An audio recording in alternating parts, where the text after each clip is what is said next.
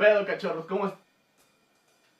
Es cierto. Esto es un diario sobre la clase de Software Aplicado 2, donde vamos a ver lo que son los fundamentos del diseño y la teoría del color.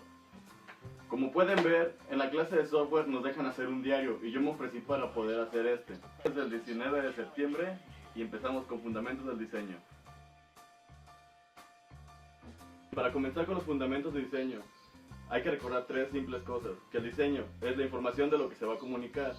Tenemos que elegir los elementos más adecuados y, de esta misma manera, componer dichos elementos de la forma más atractiva posible. Y aquí se va a hablar de dos tipos de diseño, que es el gráfico y el industrial. El gráfico se va a manejar como base bidimensional y sirve únicamente, o bueno, también las aplicaciones que le quieras dar para comunicar. Esto viene en forma de carteles, etiquetas, folletos, boletos, tarjetas y logotipos. Y así también el industrial es, como les dije, base tridimensional y va a ser para hacer envases, lápices, mochilas, muebles, aviones y todo ese tipo de artefactos.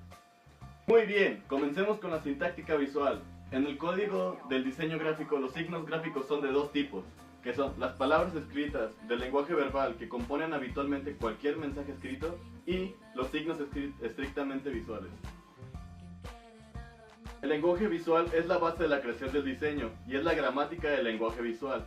Para esto vamos a ver cuatro tipos de conceptos, que son los elementos conceptuales, los elementos visuales, los elementos de relación y los elementos prácticos. Isaac, ¿y cuáles son los elementos conceptuales? Simples, Conchita.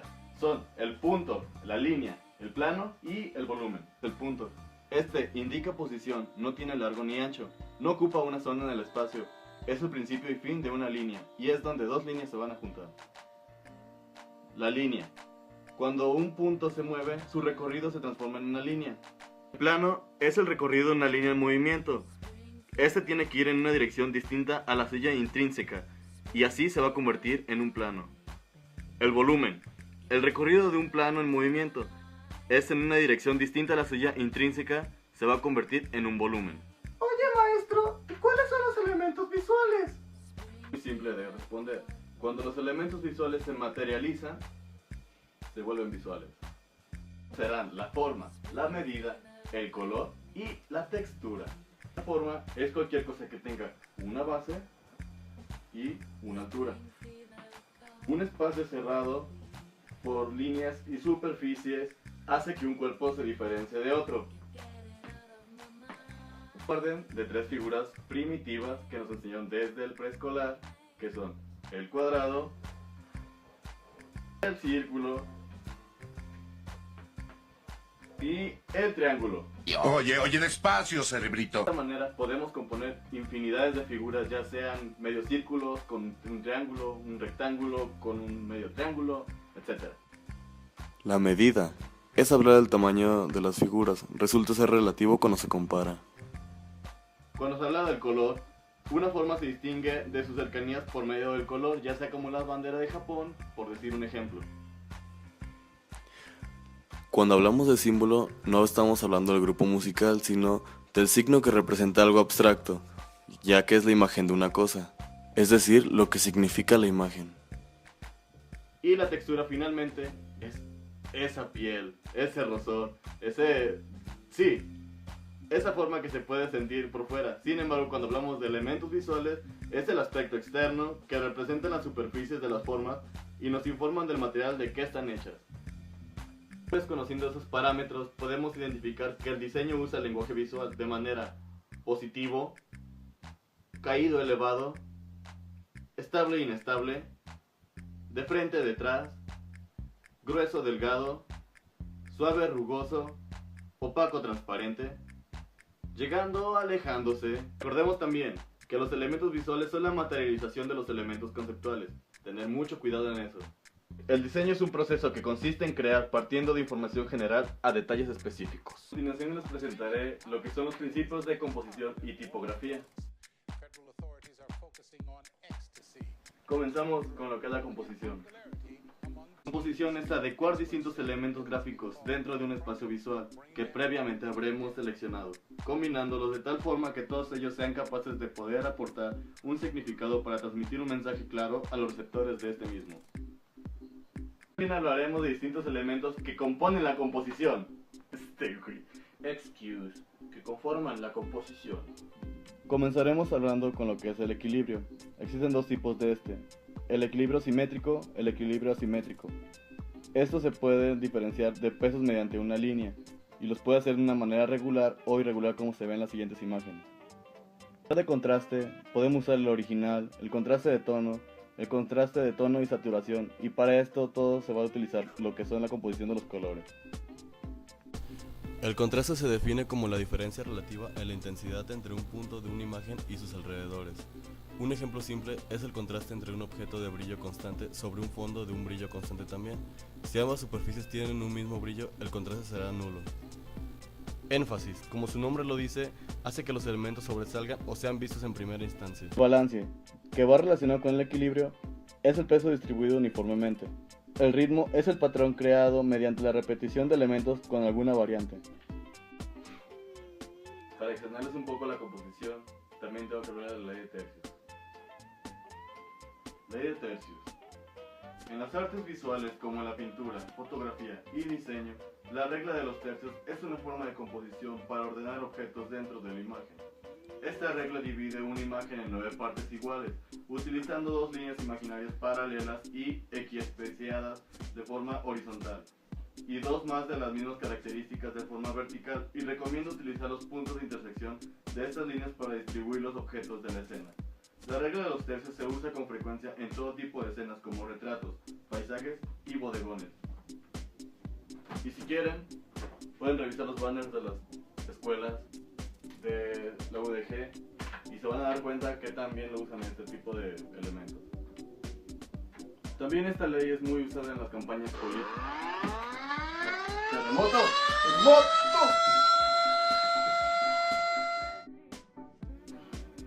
Bueno, unos problemas técnicos un momento. Bueno, como les iba comentando, las campañas políticas se puede ver cómo usan ese tipo de composición en cuanto a la ley de tercios o los contrastes de colores, etc. Aquí les dejo unos ejemplos para que puedan visualizarlos. Hey dude, yo quiero escuchar sobre la tipografía. Eso iba, mi estimado Spidey. Hay 4 características importantísimas que debemos saber sobre la tipografía. 1. La anchura del trazo, que según la anchura del trazo se puede clasificar en extra fina, fina, redonda, negra o super negra, esto de menor a mayor. 2. Proporción entre ejes vertical y horizontal. Se clasifican en redonda cuando son iguales, estrecha cuando el horizontal es menor que el vertical y expandida cuando el horizontal es mayor. 3. Inclinación del eje vertical. Esa es hacerla cursiva o itálica, generalmente inclinaciones de 15 grados. Es cuando le ponemos control K o según si tiene una Mac es distinto. 4. Cuerpo. Esto es más simple, simplemente es el tamaño de la letra y se mide en puntos tipográficos. Un detalle muy importante al momento de elegir la tipografía que se va a utilizar dentro del texto es la legibilidad. Es decir, que se pueda interpretar, que se pueda leer o que no te dé cansancio. Un periódico simplemente que se pueda seguir. Del tipo de letra que se puede usar al momento de escribir un periódico. Tienes que usar un Roma antiguo que es como en la base tiene una línea para poder seguir la lectura y que no esté tan cansado. En la de palos secos, si se fijan, también lo usan en espectaculares, en el cual es una letra impactante y realmente solamente para que se vea, ya que es poco texto. Y así es como se tiene que jugar con ese tipo de elementos. Y por último, ya solo queda la producción gráfica, que son 9 fases en 3 sencillas secciones.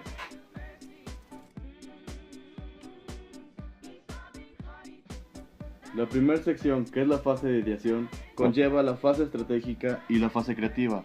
La fase estratégica es la fase que debe contemplar la totalidad del proyecto y determinar si es necesario crear un producto impreso.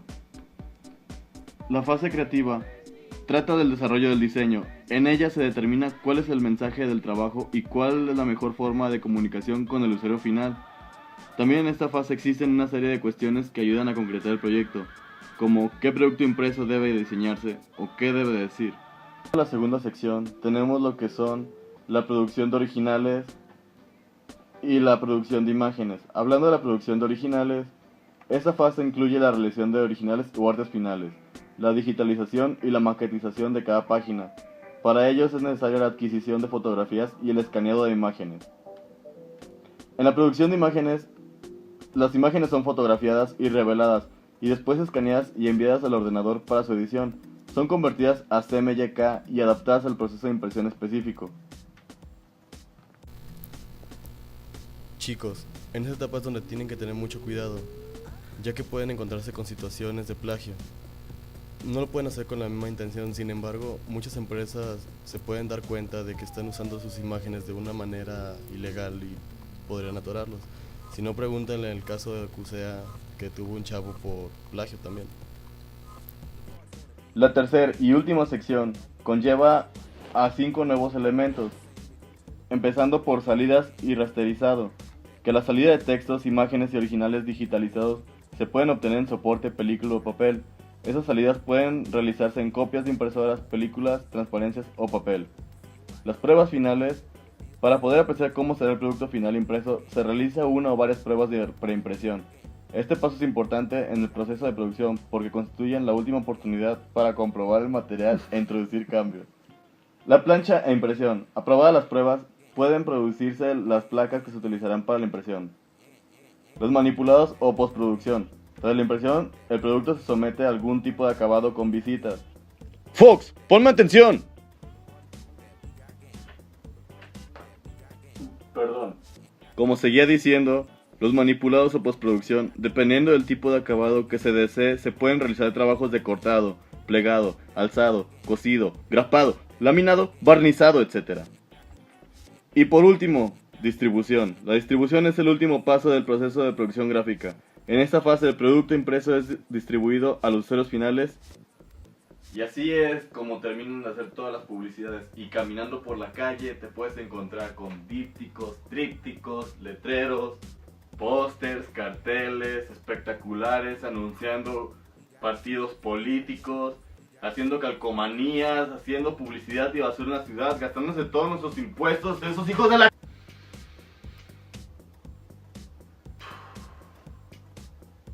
Ya. Sí, lo malo es que ni siquiera siguen esas reglas que les acabo de decir, o a veces la publicidad está demasiado fea, o es un desperdicio de dinero. Es por eso que muchas quejas, muchos alegues, sin embargo, cada quien sabe. Cachorros, hasta aquí el videoblog de esta semana. No olviden suscribirse a mi canal, compártanlo con sus amigos, denle manita arriba. Oye, pero esto no es un videoblog, es el diario de la clase, ¿no? Oh, es cierto. No olviden suscribirse a mi canal. Y por favor, sigan la liga de este video. Aquí les voy a mostrar lo que es la teoría del color para poder seguir con lo que fue la clase. Espero les haya agradado y nos vemos después. Bye.